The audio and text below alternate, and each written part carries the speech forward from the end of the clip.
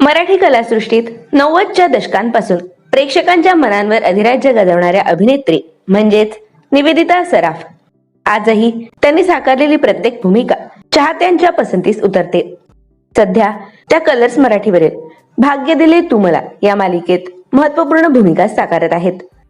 त्यांची real life बहीण ही देखील एक उत्तम अभिनेत्री आहे. त्यांचं नाव आहे मिनल परांजपे. विशेष म्हणजे मिनल या पेशाने डॉक्टर आहेत, पण त्याचबरोबर त्यांनी आपल्या अभिनयाचा छंद देखील जोपासला आहे. अरण्यक या नाटकात त्यांनी कुंतीची भूमिका साकारली होती. तसेच ध्यास पर्व या चित्रपटात देखील त्या महत्वाच्या भूमिकेत दिसल्या होत्या.